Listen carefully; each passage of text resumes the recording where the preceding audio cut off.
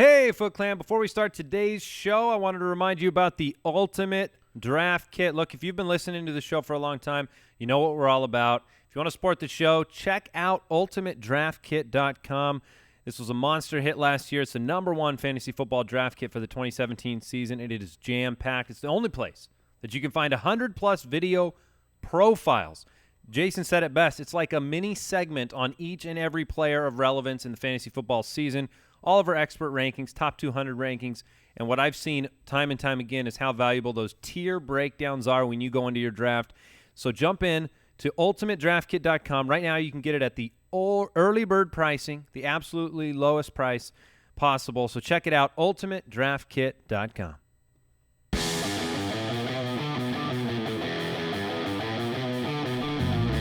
Welcome to the Fantasy Footballers Podcast, coming to you from the FantasyJocks.com studios with your hosts, Andy Holloway, Jason Moore, and Mike Wright.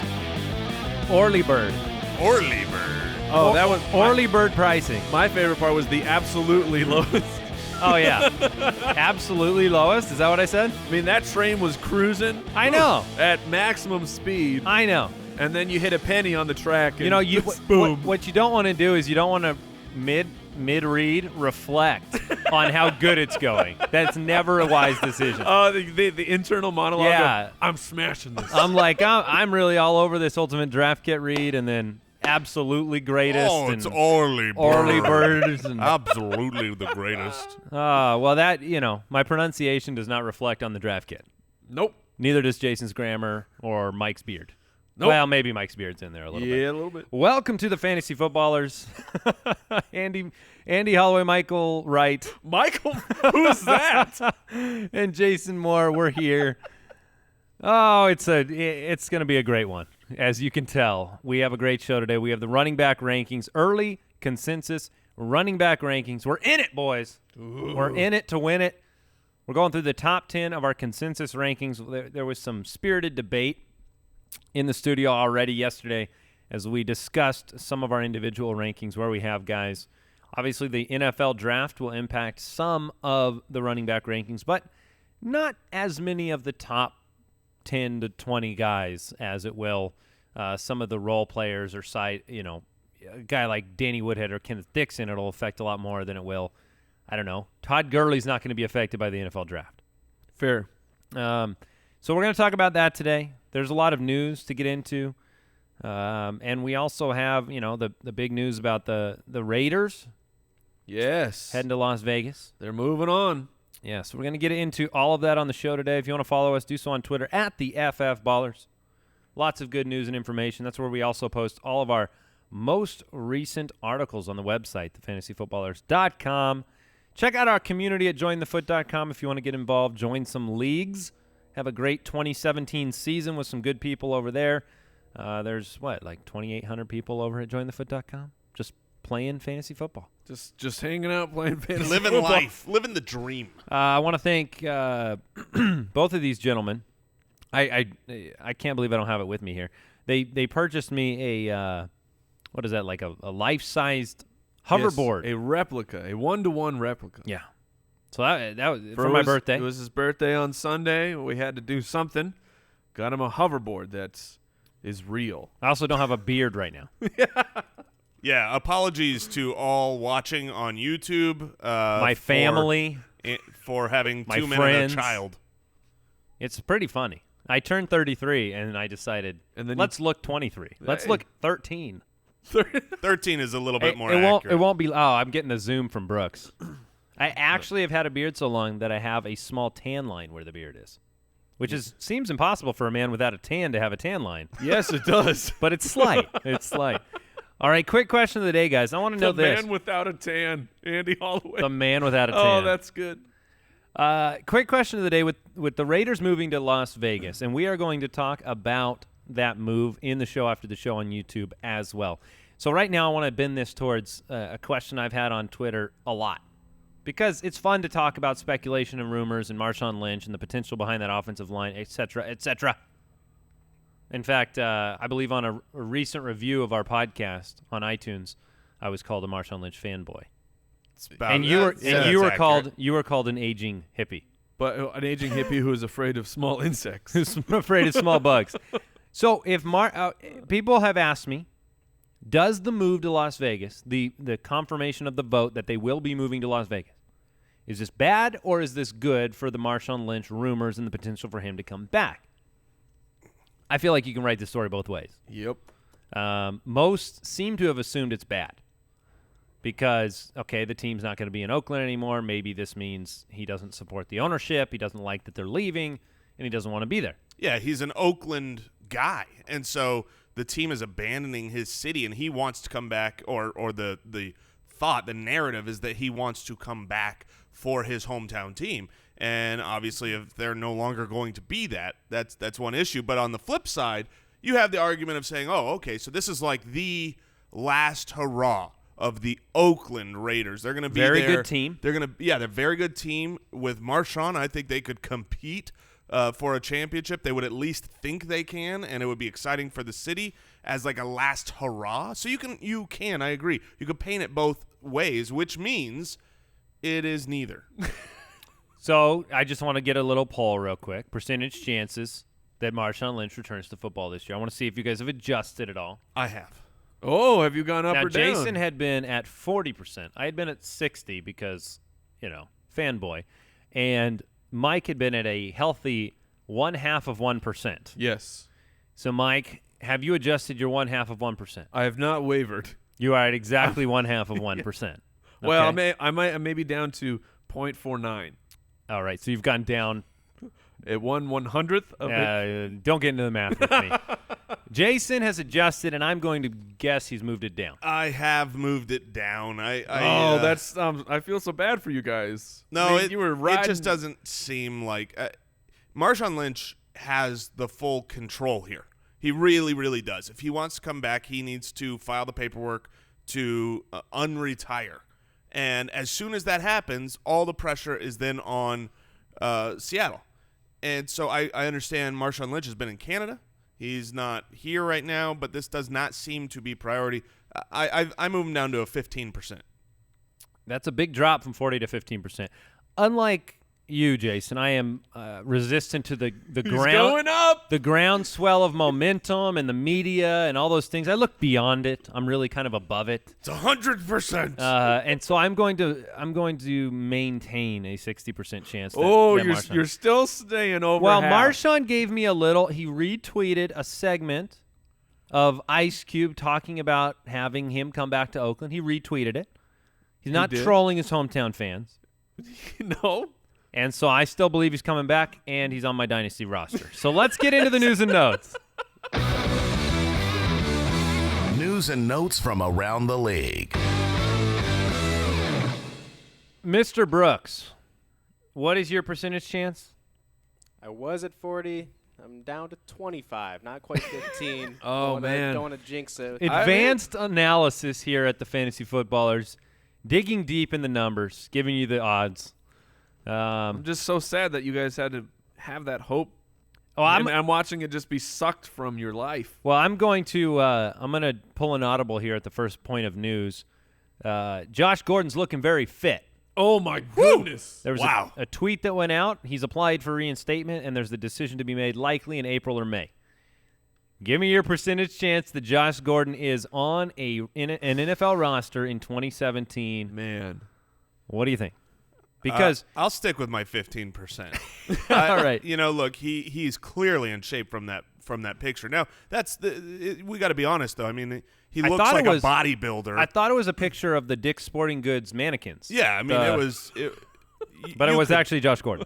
You could, break a sledgehammer on his abs, but that doesn't necessarily mean he's in football shape and ready to run just because he's, clearly muscular right now. He's working with Tim Montgomery, former Olympian and speedster. But he hasn't been able to come back. He hasn't been able to be reinstated. He's had plenty of opportunities. He's failed each time. I wish him the best. I hope he comes back for the fun, for the novelty. If he returns, if he's reinstated, is he fantasy relevant in 2017? No. Depends on landing spot for me. Okay. Because he will not be in Cleveland. Cleveland will cut him. Yeah. And someone else will have to want to take that chance. All right, the Panthers will exercise Kelvin Benjamin's fifth-year team option for 2018. Look, Kelvin Benjamin last year, starting the year, he was the number one wide receiver through the first 3 games, I believe, and he looked like he was on fire. Yes. It looked like a perfect situation. You know, we still were fresh off of Cam Newton's incredible passing year, and then the wheels fell off, and he wasn't a meaningful fantasy contributor. You couldn't rely on his production. So what is he? True, man. For fantasy purposes? Is he an upside guy? Yeah, he has upside. I mean, he's still gigantic. You can't take that away from him. I mean, No. 6'5". Brock Osweiler level of wallpaper right. skills. I think that he'll be likely be a wide receiver too for me, but there is absolutely that upside, and I don't think we will ever see Cam Newton repeat anywhere close to the Magic MVP season. I just don't think that who he is as a quarterback, but he can be competent, and just with Kelvin Benjamin's size and which makes him just a touchdown threat at all times when you're inside the 20. So he's got upside, but I'm not going to go all in on him. We are a few episodes away from breaking down the fantasy wide receivers, the early fantasy rankings for wide receivers, and so we'll see if Kelvin makes that list or not in a couple of episodes. Theo Riddick. How deep we going? Hey, we'll come see. on now. Theo Riddick underwent surgery on both of his wrists after the season. These injuries cost Riddick the last 4 games of last season. He is the one, in my opinion, the one sure thing role-wise in Detroit. I mean, he is a difference-making third down running back, wide receiver. So Riddick, this report doesn't concern me whatsoever. He should be fine for OTAs. Probably just a good thing he's got those injuries repaired. Agreed? Yep, I do agree. I would agree. All right. You know, I don't even know if I want to bring this one up. I really don't. I will say this. Because Adrian Peterson has disputed this with his own words. And so the report was that he's looking for $8 million for his first contract. And I am the first one to say I tweeted out a meme immediately of a person laughing because that's insanity. Yeah. I mean, and without sans a time machine, Adrian Peterson's not getting paid that kind of money. No, I agree. But I do think it's worth talking about Adrian Peterson right on the heels of the Theo Riddick news because the Detroit Lions look to me like a possibility Definitely. of a landing spot for him. They've had him trash their team for many, many years on the field, and so I think that is a possible location for him to land, but it certainly will not be for $8 million. Would you say that Detroit might shoot him? Oh, God. No. Shoot at him. Shoot at him? Is that what take a shot at him? Take a shot for him. Out of context, this is Well, not good. This show, you're with us. You've got the context. And if it's your first time, go listen to the last episode. There you go. Dallas Cowboys tight end, youngster Jason Witten, has signed a 4-year extension through 2021. How is that possible? It seems like it was to get his cap number down this year. But this would put him under contract until his year 39. To be honest, I already thought he was 39. So, surprise, he's not. Also, Josh McCown just received a 7-year contract to play into his 50s. Did you see the report yesterday about Tom Brady saying he could play until his late 40s? I don't did see that. Right now, it's like I'm not going to argue against it. I mean, I know Father Time's going to win, but And Kraft said that Belichick could go into his 80s. goodness, let it. I don't know if I want it to be so or not. At what point do they both go back to the locker room after a game and enter cryo chambers? Is that they side by side? They just enter in, go into hibernation? I imagine they already do. You have to. Tom Brady does whatever it takes to stay fit. He certainly could play. I mean, if you think back to names that played into their 40s, Brett Favre had very productive years in his 40. Well, his year 40 season. Vinny Testaverde was on a roster and playing as a backup at 44. Yeah, not a starter. Not a starter. But Brady keeps himself in insane condition. And the passing game there is not, as dependent on – it's a pick-apart offense. Right. But when it falls apart, it falls apart. It does. Look at immediately. Peyton Manning. Yeah, that's what I was going to say. Peyton Manning is the best example because he was was 2 the years best. removed from 50 touchdowns and you don't know if an incredible injury could change everything. An injury can make him hang it Well, up. that's what happened with tomorrow. Peyton, and you're at an age where once you get that injury, oh no, my body never bounced back. Yep. But at what point do defensive ends feel bad about the age of the person that they're hitting? They just come and push them. They're not tackling anymore. They just give them a good 2-hand shove. Gotcha. If you don't know Tom Brady, you don't know ARP. That's all a good right. one. All right. Hey, but we're going to talk right now, early running back rankings. We're going to get into it. Before we do that, I do want to thank our sponsor, pristineauction.com. We were actually over at their place yesterday.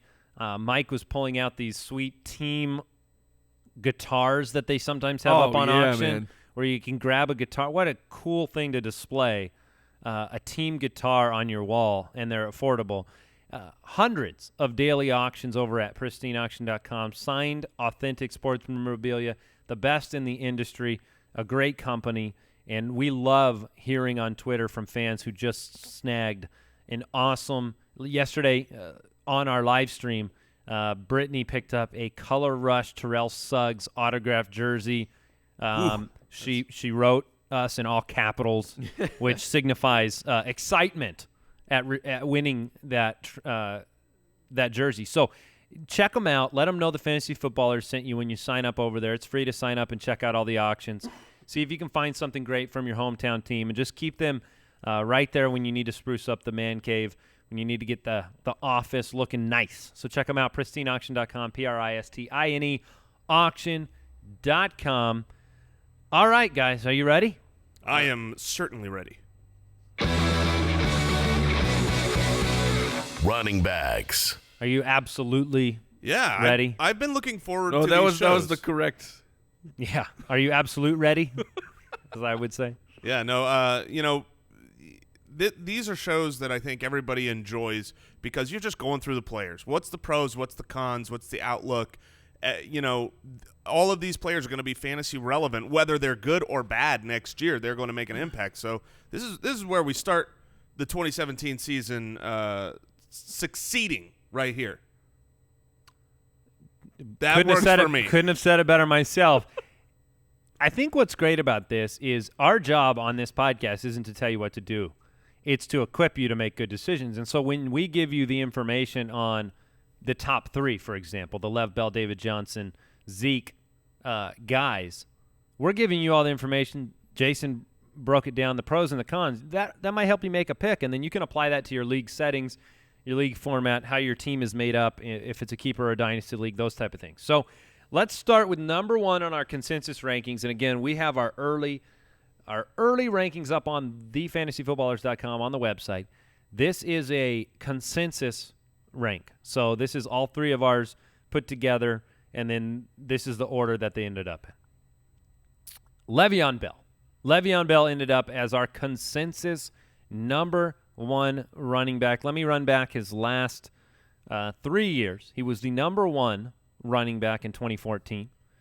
In 2015, he had the injuries, okay?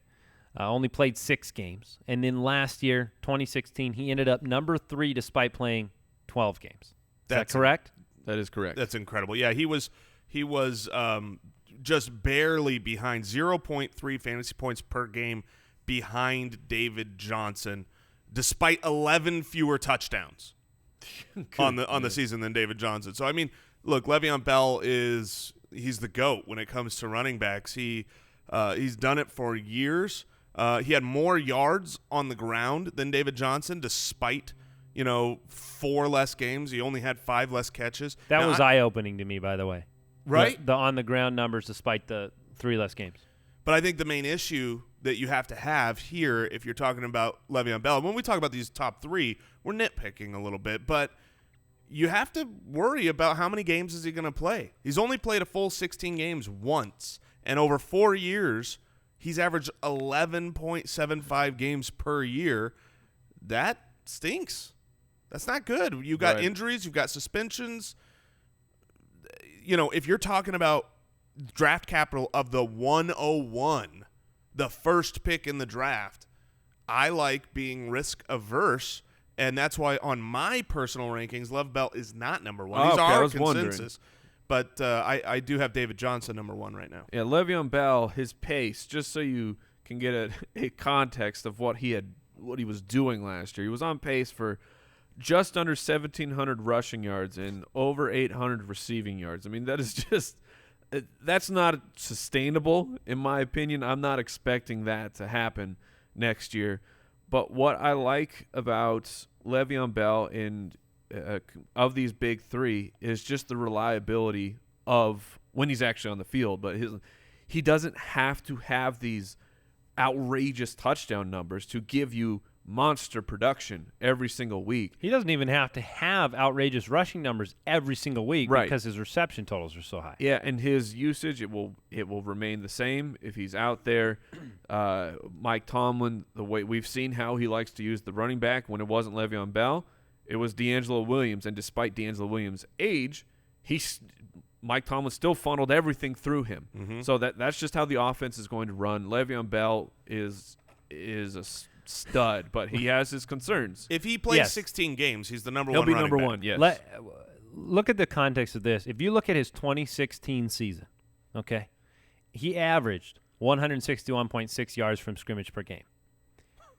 From 1932 until now, that is the second best in history. Yes, not sustainable. Who's in history? You have number one over there? Yes.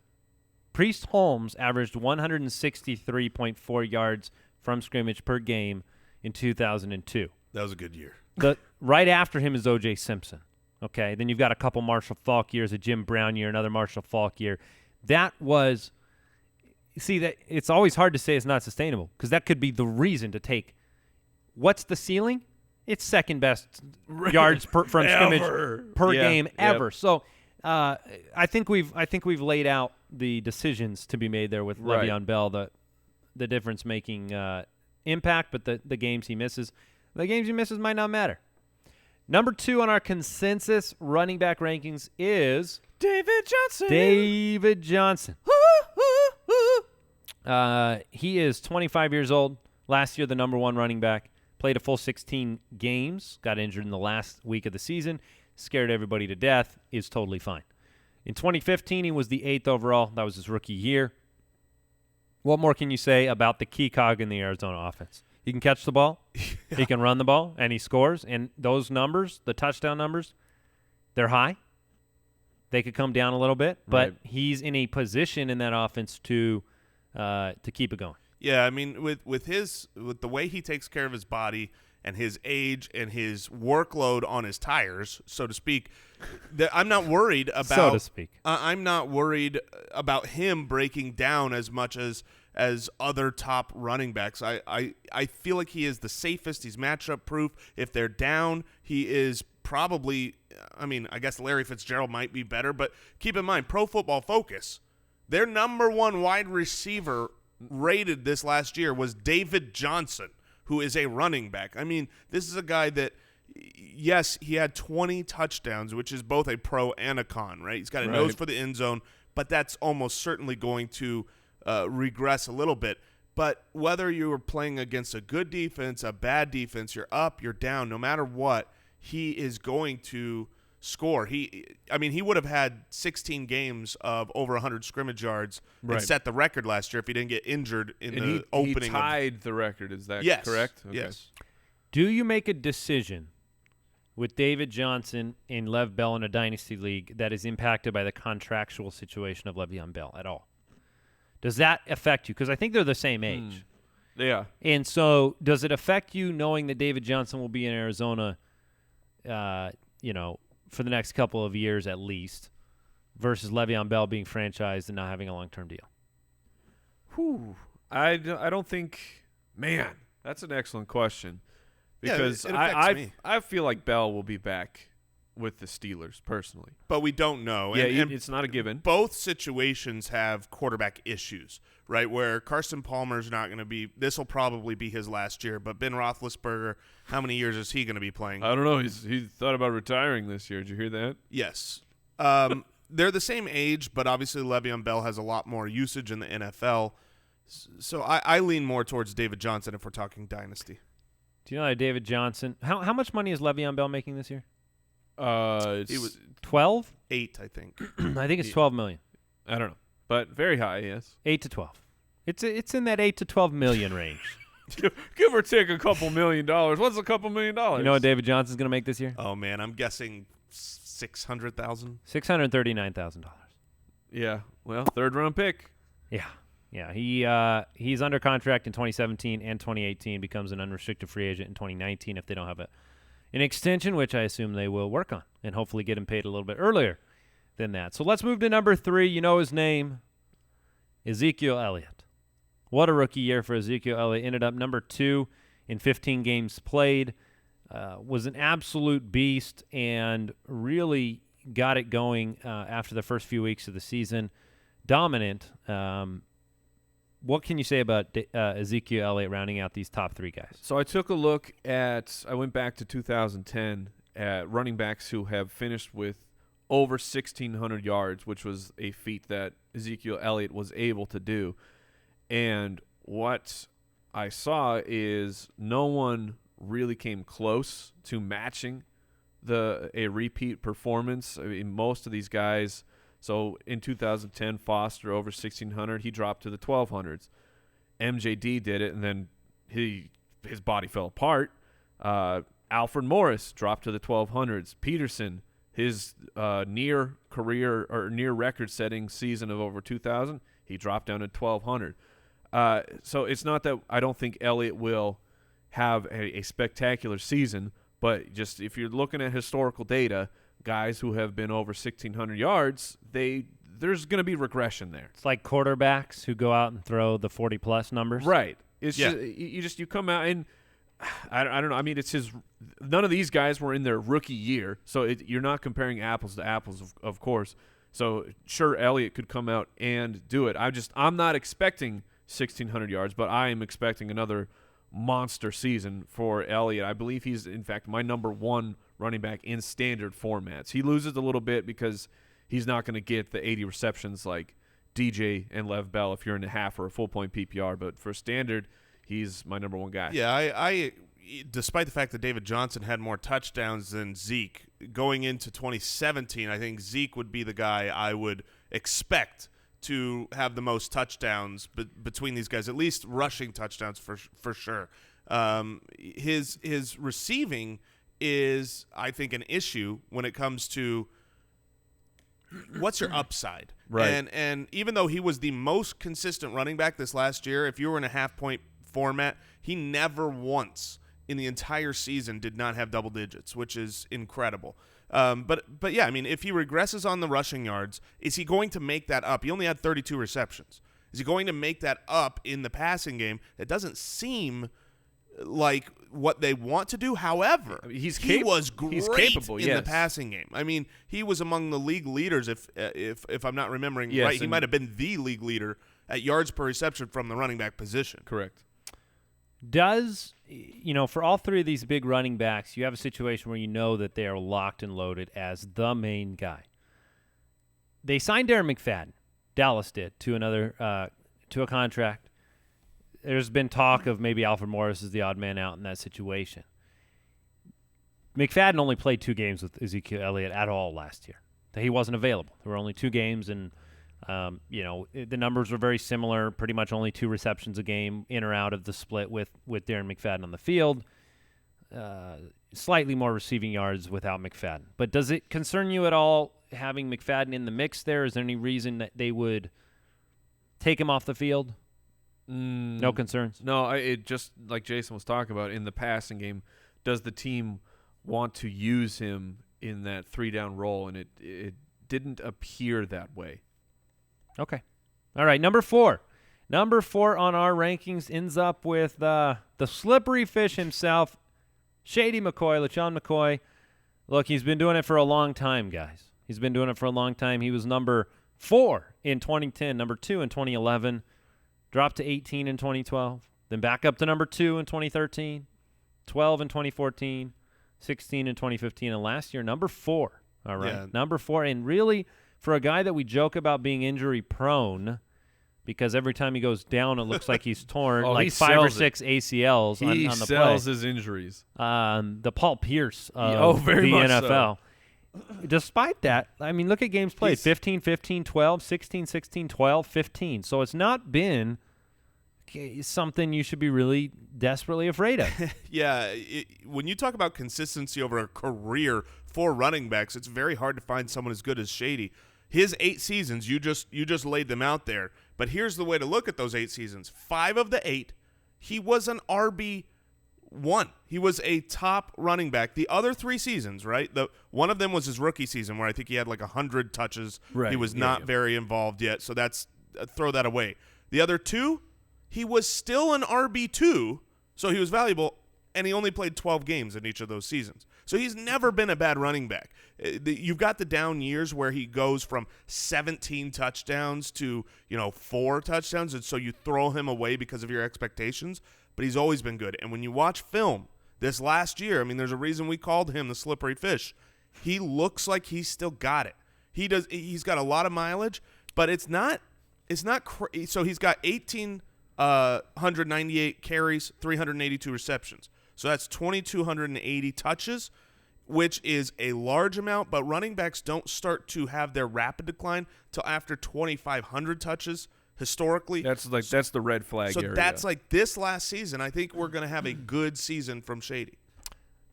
I believe Shady and DeMarco Murray are the 2 oldest running backs on our top 10 consensus rankings. I'm curious, did you happen to look at the total carries and touches DeMarco? for DeMarco Murray? Looks like he's at 1,420 attempts and only 268 receptions. So neither of those guys, based on what you just said, Right. even less with DeMarco Murray. They're not to that cliff yet. Yeah, Where that's good to know.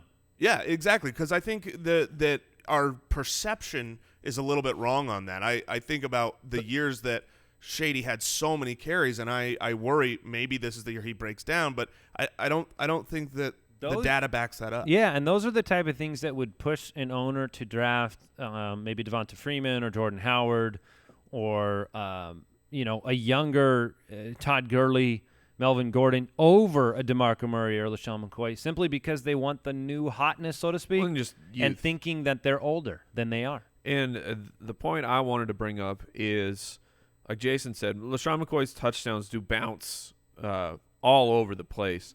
And last year, if you were a LeSean McCoy owner, such as myself, it felt like Mike Gillislee was stealing every goal line opportunity. But LeSean McCoy had touchdowns from 1 yard, 5, 4, and 2 from 3 yards out. So 13 rushing right, touchdowns. but what I'm saying is, Gilly didn't take everything. I mean, he took 8 of them though. And that needs to be. I want Shady with 21 rushing touchdowns. That has to be factored in. And while I say he didn't take everything, LeSean McCoy only had 31% of the team's rushes from inside the 5.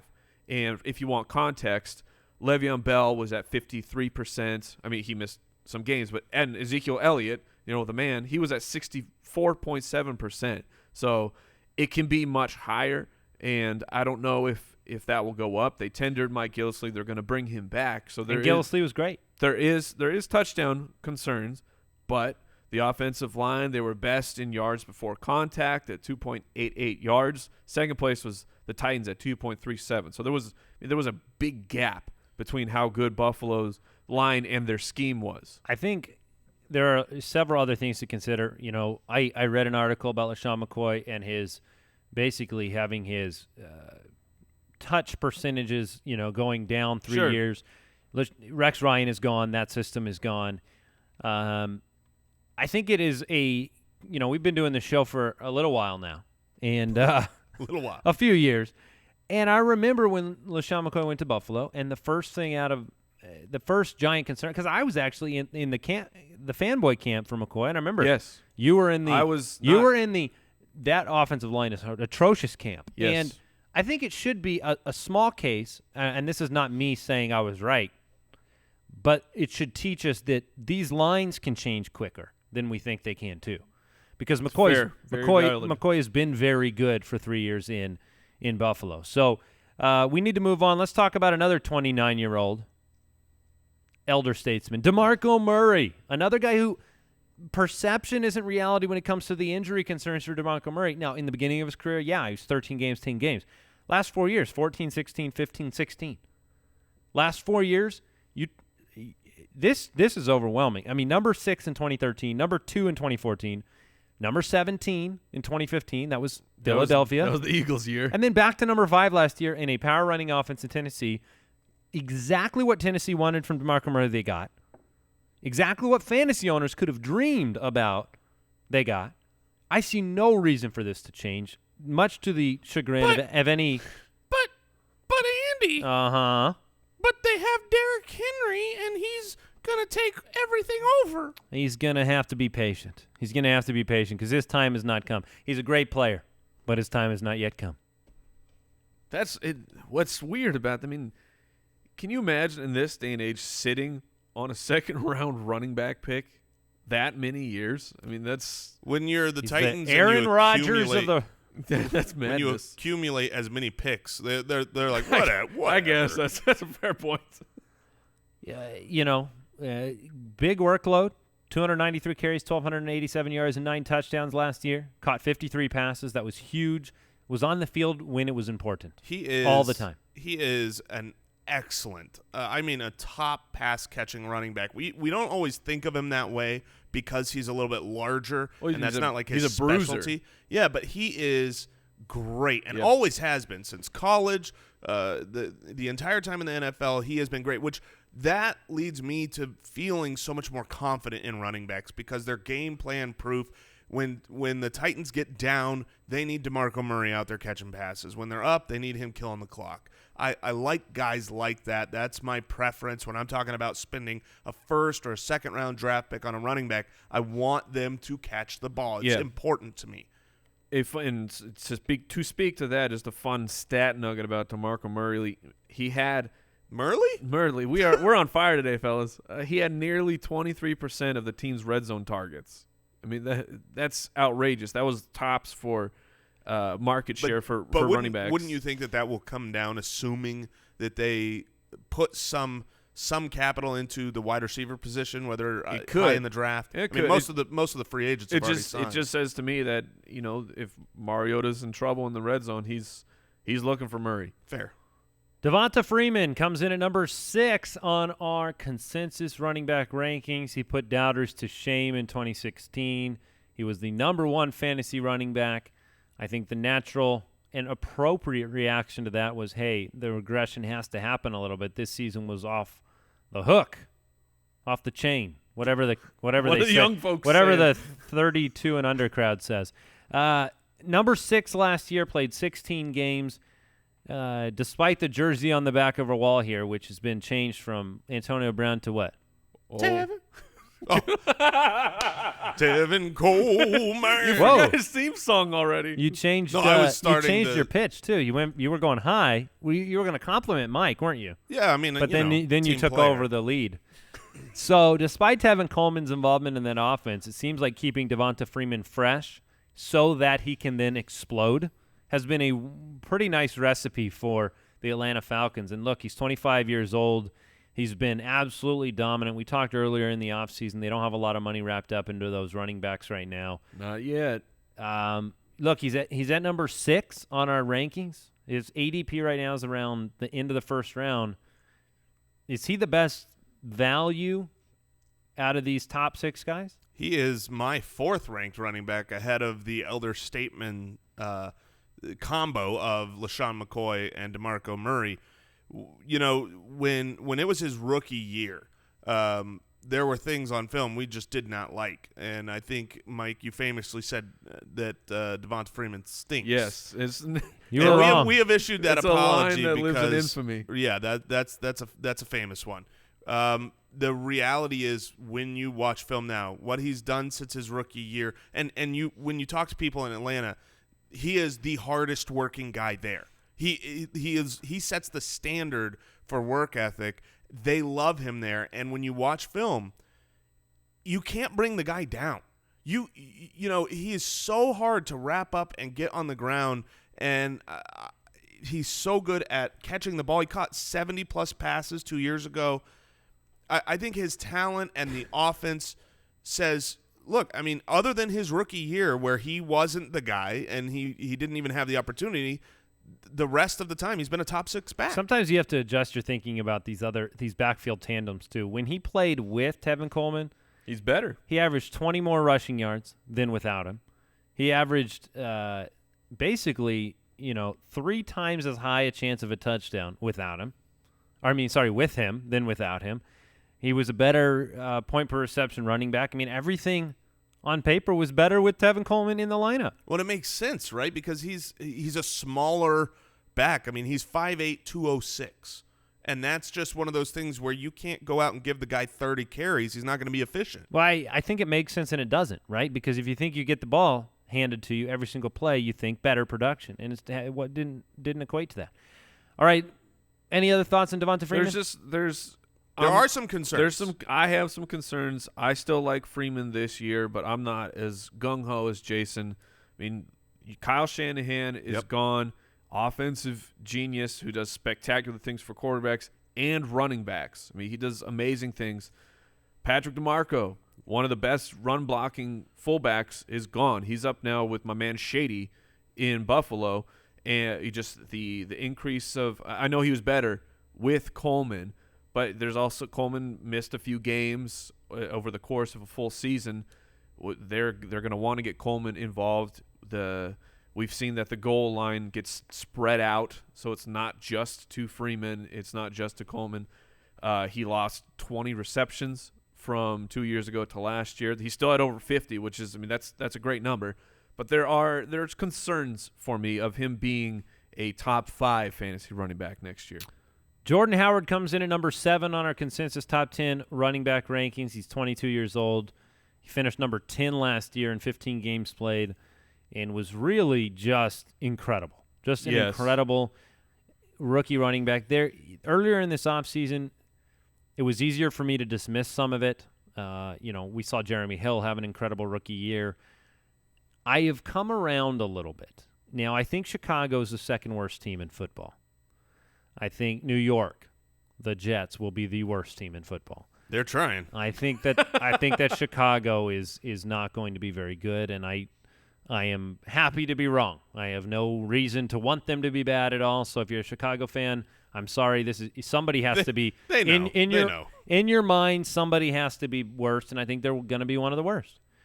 That being said, it is not a requirement for a running back to be a top-tier fantasy running back. Does not have to be on a winning team. It certainly helps. It does. It does help. And it would help Jordan Howard if they were in the red zone more often. I think this team will have inconsistency as kind of the backbone of the team on offense. Mike Glennon comes in. But I really like Jordan Howard. I think the volume's going to be there. I think he's going to become the face of that franchise now, much like David Johnson took it over in Arizona. It's going to be his backfield. I think he can do enough to be a top 10 back. Now, I don't think he's going to pass. I like him at this spot. I like him at 7-8. That's my take on Jordan Howard. What are your pros and cons of Jordan Howard? Is he a value? Is he more risky? What is your take? He is concerning because I'm with you. I like Jordan Howard. Watching him play last year, the guy was an absolute manimal out there. I mean, he just destroying people. He was second in the league in rushing. He didn't start. He wasn't the starter for the first few games. Yet it was week 4. Week 4 is really when he became the starter. Then that's outrageous to be second in the league in rushing, and with 25% of the season, you weren't even the starter. There's concerns though. The touchdown count. I know it was at 6, which it maybe could be higher, but he only actually scored rushing touchdowns in 3 games because 3 of those touchdowns were when they annihilated San Francisco, who was basically the worst rush defense in the league last year. But then you go back, there's positives. After those 2 really down games where it looked like Jordan Howard, he's... Oh, you mean where I traded him? Yeah, a lot of people moved on from him. You're like, it was a mirage. And then he went on a tear of 100-plus yards from scrimmage for the final 9 games. And I fudged it a little bit because one of those games was 99 yards. How dare I you, rounded Michael? him up. I rounded him out. But then you look at his snap counts. During that time, he was only averaging 68% of the snaps. So, I mean, he's not even a full-time guy. Yeah, he was #good. That's what I mean. He was 5.2 a carry. But he was not touchdown dependent. He was so good that they're just so good with a limited amount of work and snaps. Because I mean, he had over 250 carries. I don't know. It freaks me out. I guess maybe because of in my past when I was so ready to anoint Jeremy Hill on a limited workload, a 2-down guy. Here's what one of the things I'm working on in tandem with Brooks, and we're gonna get this data and we're gonna put it out there. I want to go back and look historically at rookie running backs when they finish as a top 12 and as a top 24 in their rookie year. What do they do that following year? Do they come out hot because they're great and stay there, or do they have that sophomore slump because people are no longer surprised? We're gonna get that data. We'll put it out there. Make sure you're following the show at least at the FF Ballers, and we'll get that data to you because I think that's something we need to know every single year, and we always forget. So we'll have that out there. I'm gonna serve as an example to our listeners right now. Number 8 on our list is Mark Ingram on our consensus top 10. My feelings towards Mark Ingram are so frustrated. Okay, understandably so. I'm gonna tell you right now, I am shocked. Like I pay attention. I had no idea he was the number 9 running back last year. Well, that's because he one of the most inconsistent. Me. Yeah, I had him. You dealt with the Tim Hightower effect during last season. Kind of the unpredictable, incredible, unknown situation where you didn't know who was getting carries. There was a span where he fumbled, and then it seemed like he was angry and the team wanted to punish him, and it cost him on the field. Do you not find yourself concerned with that happening? You don't have that situation as a possible situation with the top 5 or 6 guys on this list, and yet Mark Ingram got in the doghouse last year, yet ended up number 9 when it was all said and done. He had that insanely monster game towards the end of the year where he just broke out. They gave him 1 carry finally, and he took it to the house. Fix me, man. Fix me about Mark Ingram. Tell me what to think. I could say a couple of things. One, New Orleans is a shockingly, it's so surprising how good of a team they are for running backs, because you think Drew Brees, you think the passing attack. You don't usually think, oh, that's the running game I want. But as a team, I believe Football Outsiders ranked them as one of the best run blocking, if not, I think it might be the number 1 run blocking offensive line. They had the 7th most yards. Year after year after year after year after year, they are almost always leading the league in running back targets in the passing game. And so, yeah, you did have the frustration because Tim Hightower was there. And there were a couple games where it was bizarre.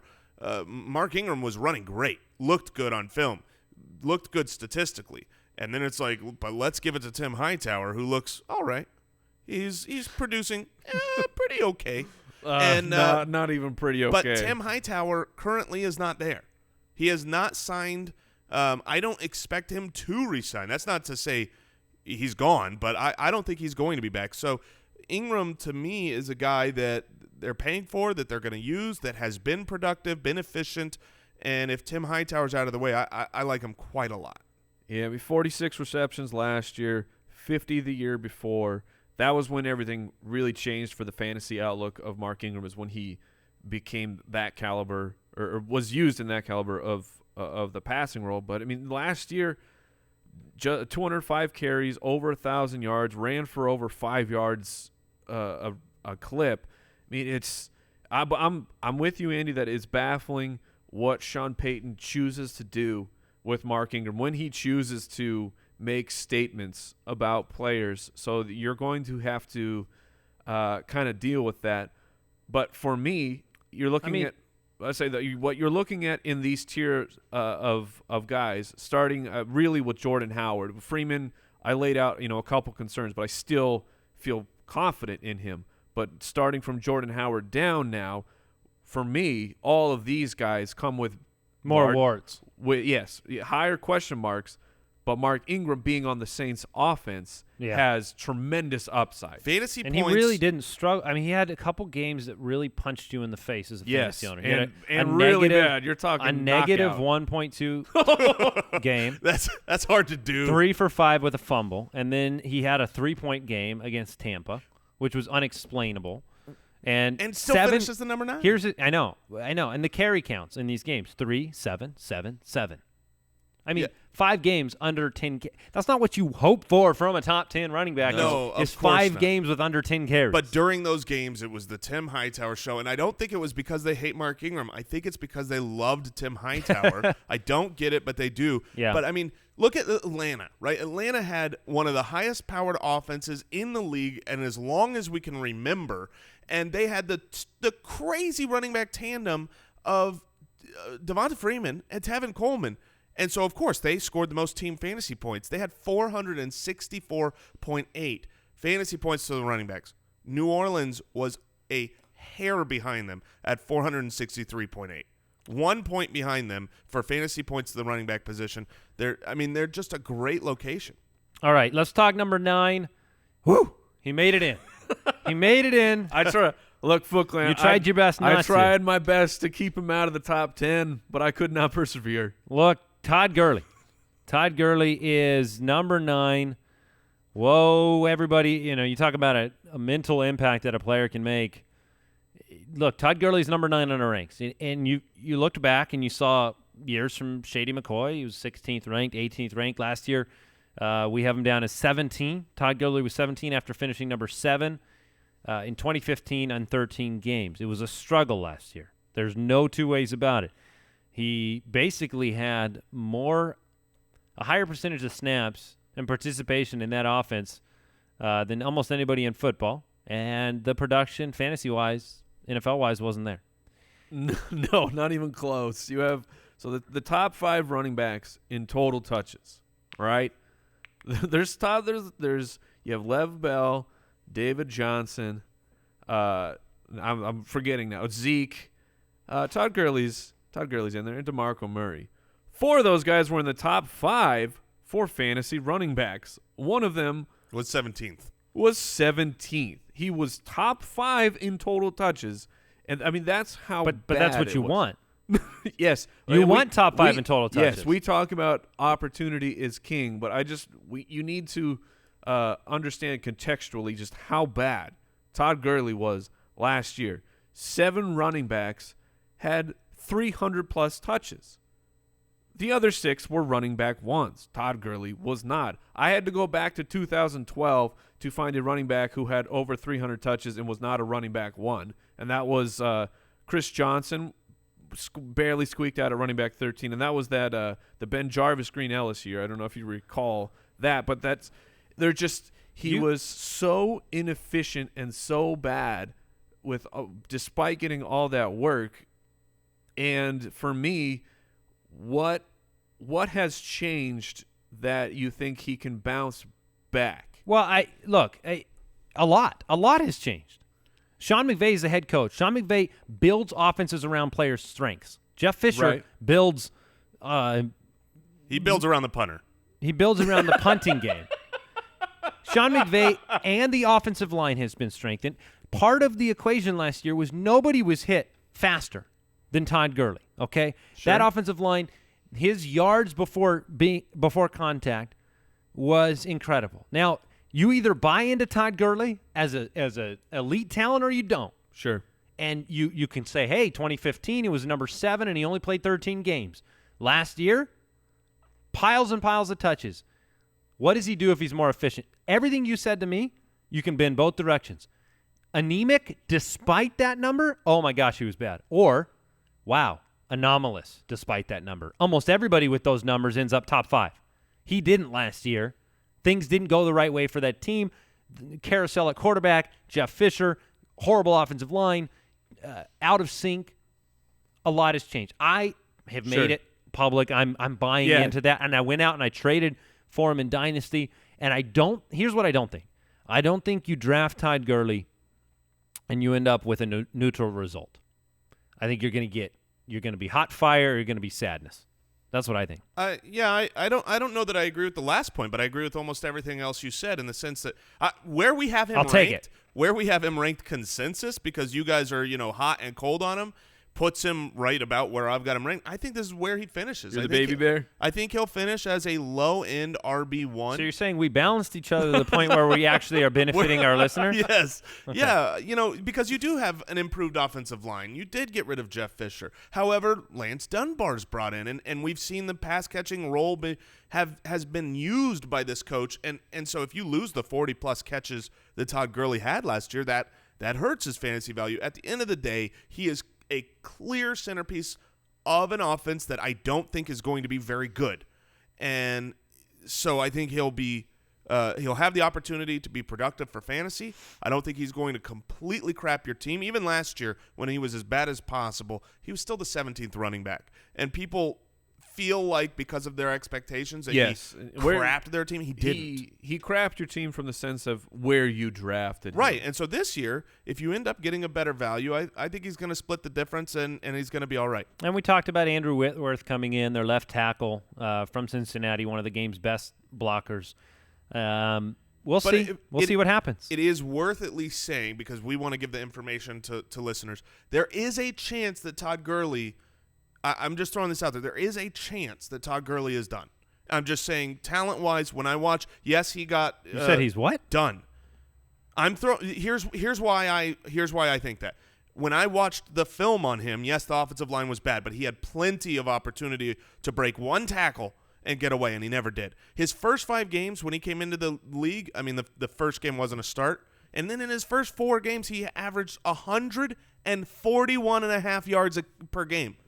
Zeke was amazing. He averaged 108, 141. But since that time, the last 24 games he has played, he's only averaged 59 yards a game. So I think he will finish as a low-end RB1. If I didn't have headphones on, I'd plug my ears. There you go. That's fun. I'm just saying that look, it has to be said. It has to be said because the possibility exists for those things. We can look. I feel like these conversations were had about Darren McFadden when he came into the league, and it was like, boy, get him into this scheme and get him under these blockers and give him he needs to be healthy. And look, sometimes guys, all the excuses fade away after a couple of years, and this is going to be a telling year. Are we going to come back here on the early running back ranking show next year and say he bounced back, he was a top 10 guy again? Or, all right, 2 bad years for Todd Gurley, you can't take the chance on. But 23 years old, should be interesting. We got to round this out here. Melvin Gordon, number 10. Last year, number 7 overall, despite only playing 13 games, so very similar to what Gurley did in 2015. He had a monster year in terms of being a centerpiece of that offense. No more Danny Woodhead in Los Angeles. And what do we expect from Gordon? And would you take Gordon or Gurley individually? Which one do you guys want to take the chance on? You're either betting on a return, a positive regression for Gurley, or you're betting on a regression for Melvin Gordon. I would personally take Melvin Gordon, and I think that I'm probably the lowest of the 3 of us. I still think you're in the majority on that decision, though. On Gordon over Gurley? Yes. And I have concerns on Gordon. I have concerns on the inefficiency. What's funny is just how much his situation mirrors Todd Gurley. I mean, they were taking picks apart. They were both just fed the ball last year until they vomited, and they were both extremely inefficient. However, one of them is on a much better offense, and that's why I lean towards Melvin Gordon. What's funny with him is, so running backs with 220-plus carries, he joins Todd Gurley as the only one under 1,000 yards. People have destroyed. Jeremy Hill was destroyed last year. People hated him. Jeremy Hill had 32 less carries than Melvin Gordon, but over 120 yards more. Yeah, Melvin Gordon was not efficient. But I want people to I want to take that, just the blinding shine off of Melvin Gordon. That's all I want to do, is don't be blinded by his fantasy production, because the guy was just getting touchdowns every single week. It was unbelievable, man. He had so many he went from no touchdowns his entire rookie season to, oh, yeah, I'll give you touchdowns. and I expect it's going to land and finish somewhere in the middle. If I have to choose, I'm on the clock between Gurley and Gordon. I like Gurley's opportunity better, but I like the offense better for San Diego. So similar to you, I would take Melvin Gordon by a hair. All right, we got to wrap it up, guys. We're hitting that hour mark. You know what they say. There's always another episode. That's what they say, and Thursday we'll be going deeper. Thursday is an even more exciting show to me to talk about the running backs where it's like, okay, we're going to disagree even more on some of those guys. Right. Oh, yeah, we are. But after I looked at Mike's rankings, he put up – did you do the dartboard again this year? He put all the faces up on the wall? And he's a truther's truther. You just threw the darts? Ryan Weiss has a great article on the fantasyfootballers.com about about being a truther. It's like a little fun quiz article. Go take it and see if you are a Mike Ray truther. If you did the dart game, I feel like you made Bilal Powell's head huge on the wall. So it was really easy to hit. It's very popular. We'll talk about it on Thursday.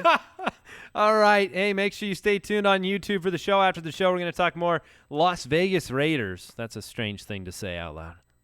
Figure out their abbreviation. We'll do all of that on the show after the show. Subscribe on YouTube. And again, a reminder, head over to ultimatedraftkit.com and get your hands on the pre-order for the 2017 Ultimate Draft Kit. It's going to be awesome. You won't find it any cheaper. No. Now is the time. Look around. Just do your best. Try to figure it out. All right, that is it for today, and we will catch you on Thursday. Make sure you head over to fantasyjocks.com. Check out some trophies. The promo code is Footballers. We'll see you on Thursday. Peace. Goodbye.